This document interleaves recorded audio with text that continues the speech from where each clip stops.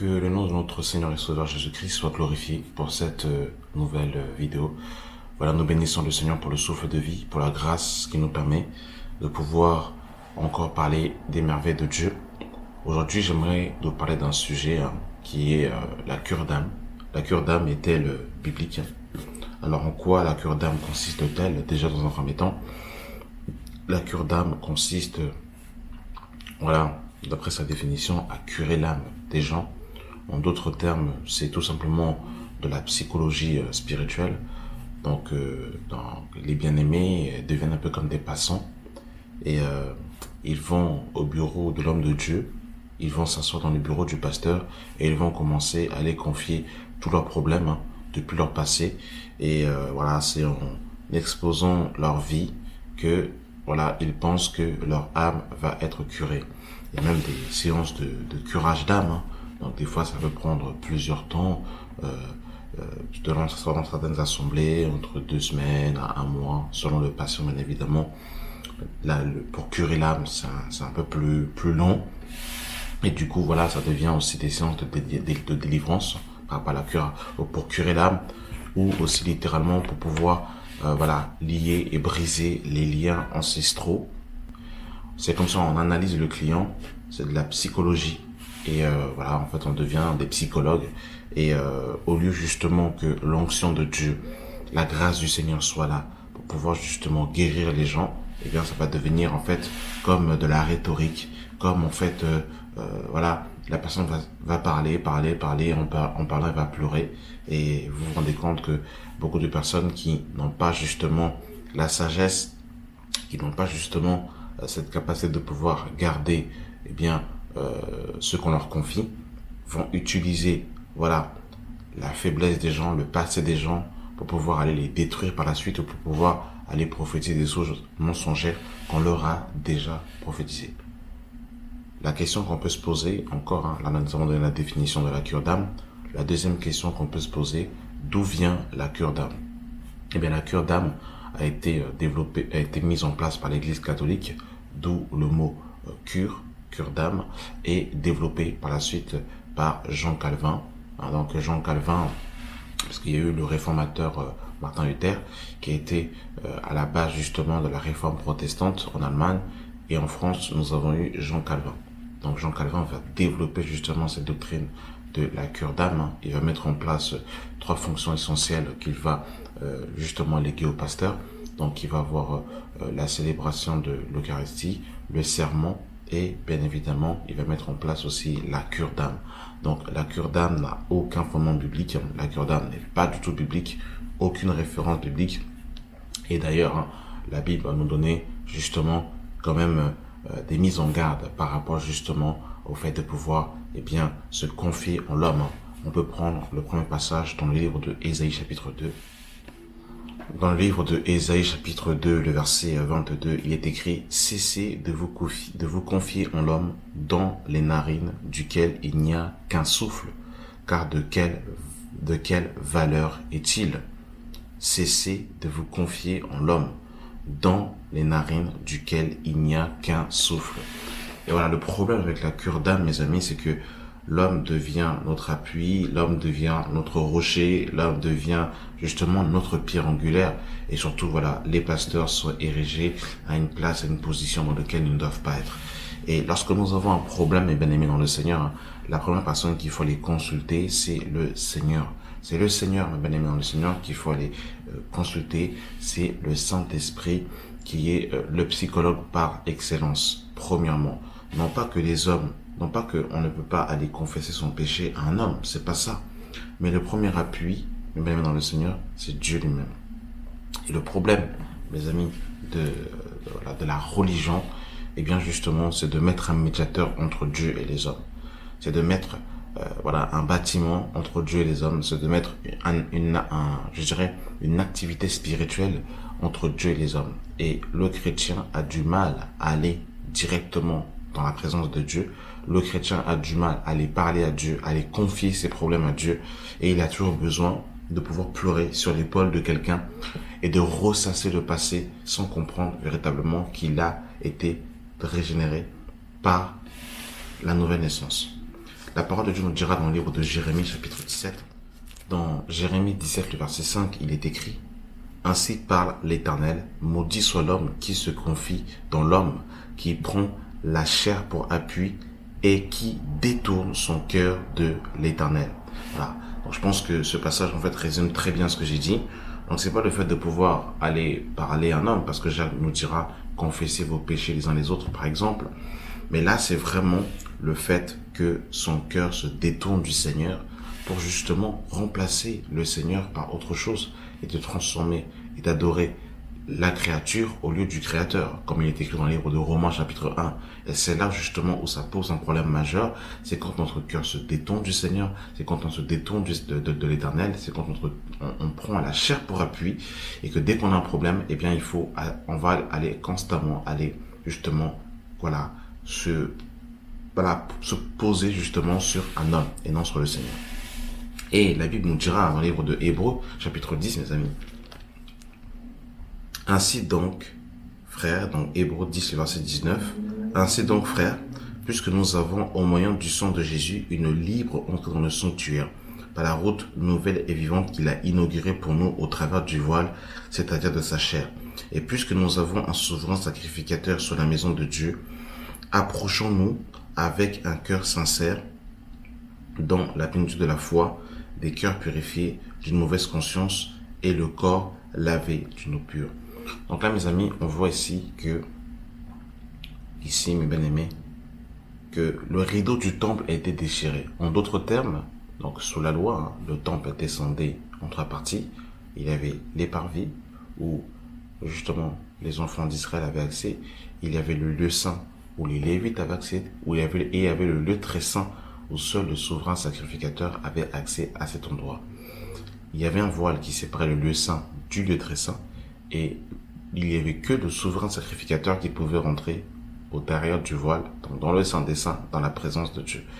Et ici, la parole de Dieu nous dit que ce rideau du temple, donc ce voile qui séparait le lieu saint du lieu très saint, où seul le souverain sacrificateur avait accès une fois chaque année pour le pardon de ses péchés et des péchés des enfants d'Israël, a été justement déchiré à la croix, selon Matthieu chapitre 27. Et cet endroit, mes bien-aimés dans le Seigneur, nous donne, mes bien-aimés, accès à la présence de Dieu. Et le problème avec les différentes dénominations qui se sont levées dans ce monde, notamment l'Église catholique et toutes les dénominations qui vont les suivre, ont mis justement une médiation entre Dieu et l'homme. Par exemple, l'Église catholique a mis Marie comme étant la mère de Dieu. Ou ils ont encore mis le pape qui est le vicaire, le substitut, le remplaçant de Christ sur la terre. Ou encore les reliques, les saints et toutes ces choses, ou même, je dirais même beaucoup de pasteurs sont devenus des médiateurs entre Dieu et les hommes. Et du coup, le chrétien aujourd'hui n'a plus cette dépendance à Dieu. Il n'a plus ce réflexe d'être dans la présence de Dieu, mais il a toujours besoin de la chair de l'homme, il a toujours besoin des narines de l'homme pour aller se confier. Et le problème, c'est qu'en vérité, c'est que lorsque nous venons au Seigneur, mes bien-aimés dans le Seigneur, effectivement, la Bible nous dit que si quelqu'un est en Christ, il est une nouvelle création. Les choses anciennes sont passées, voici que toutes choses sont devenues nouvelles. Selon 2 Corinthiens 5, verset 17, premièrement. Ensuite, mes bien-aimés dans le Seigneur, la Bible nous dit, mes bien-aimés, par rapport justement à l'âme, dans le livre de Psaume, le verset 19, Psaume 19, le verset 8, il est écrit: La loi de l'Éternel est parfaite, elle restaure l'âme. Le témoignage de l'Éternel est véritable, il rend sage l'ignorant. La loi de l'Éternel est parfaite, elle restaure l'âme. Alors, moi je dirais, mes bien-aimés dans le Seigneur, je dirais que la Bible dit que la meilleure façon de curer ton âme, si je peux me permettre cette expression, qui n'est pas un terme biblique, mais pour dans le sens de ceux qui l'emploient, la restauration de l'âme passe par la loi de l'Éternel. Littéralement, par la prédication de l'évangile pur, la prédication de la croix. Jésus-Christ mort, enseveli, ressuscité, selon 1 Corinthiens 15, le verset 1 à 3. La Bible nous dira encore dans le livre de Psaume, chapitre 23, à partir du verset 2, il est écrit: Il me fait reposer dans de verts pâtirages. Il me dirige près des eaux paisibles. Il restaure mon âme. Il restaure mon âme. En parlant du Seigneur. Donc le Seigneur lui-même, les bien-aimés dans le Seigneur, restaure nos âmes. Aucun homme ne peut te curer ton âme si ce n'est Dieu lui-même. Et le problème, c'est qu'on s'est octroyé la place du Seigneur. Et c'est pour cette raison justement qu'il y a des choses qui ne sont pas bibliques, qui sont rentrées dans nos assemblées, malheureusement, bien aimés dans le Seigneur. Et regardez ce passage dans le livre de Psaume 107. Dans le livre de Psaume 107, le verset 20, il est écrit « Il envoya sa parole et les guérit, il les fit échapper de la fosse. Il envoya sa parole et les guérit. » Ce qui guérit, bien aimé dans le Seigneur, c'est la parole de Dieu. C'est pour cette raison, vous pouvez dans une assemblée où on cure vos âmes, si l'évangile pur, la parole de Dieu n'est pas prêchée, vos âmes ne seront jamais guéries. Vos âmes ne seront jamais guéries pour la simple et bonne raison que seul Dieu. La Bible nous dit que la main de l'Éternel n'est pas trop courte pour sauver, ni son oreille trop dure pour entendre. Donc sa main va là où la main de l'homme ne peut pas aller. Son oreille entend ce que l'oreille des hommes ne peuvent pas entendre, parce qu'il sent les reins et les cœurs. Et sa main a la capacité de pouvoir aller dans la profondeur de ton âme. Parce que la Bible nous dira dans le livre de Jérémie que le cœur de l'homme est comme un abîme profond. Toi-même, tu ne connais pas la profondeur de ton être. Et il n'y a que Dieu qui peut justement aller dans les profondeurs de ton cœur, de ton âme, pour pouvoir guérir, assainir, là où il y a des blessures. Ce n'est pas en mettant des pansements sur une blessure que ça va cicatriser. Il faut aller à la profondeur de l'âme. Et pour cette raison, il faut être sincère avec soi-même. Mais comme on nous a appris, mes bien-aimés dans le Seigneur, que servir Dieu, c'est faire des œuvres, premièrement, c'est pour cette raison que beaucoup ne sont pas guéris. Il est impératif que lorsque nous venons au Seigneur, nous promettons de s'asseoir avec Dieu, de faire un bilan avec Dieu et de laisser le Seigneur faire un travail profond au-dedans de nous.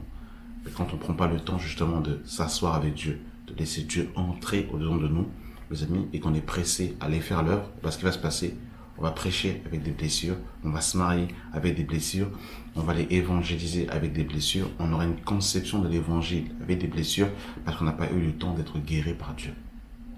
Dieu veut nous guérir en largeur, en hauteur et en profondeur. Sa main veut nous guérir. Sa guérison maintenant, comment être guéri?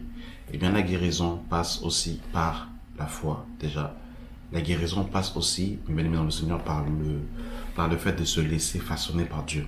Parce que le problème, c'est que des fois, on ne laisse pas le Seigneur aller là où il faut qu'il aille. Vous savez, des fois, quand on va prier, on va faire des prières marathoniennes, c'est-à-dire qu'on peut prier 45 minutes, mais on aura dit de belles choses dans cette prière, mais on n'aura pas parlé avec notre cœur, on n'aura pas parlé avec la profondeur de notre être. Des fois, il faut être sincère avec Dieu, exposer les ténèbres, afin que le Seigneur puisse entrer, faire un travail. Des fois, il faut être vrai. Seigneur, voilà, j'ai vu que ça, et c'est très difficile pour moi. Viens guérir, viens étendre ta main. Seigneur, j'ai tel problème avec cette personne. J'ai du mal à pardonner. Viens, agis, étends ta main.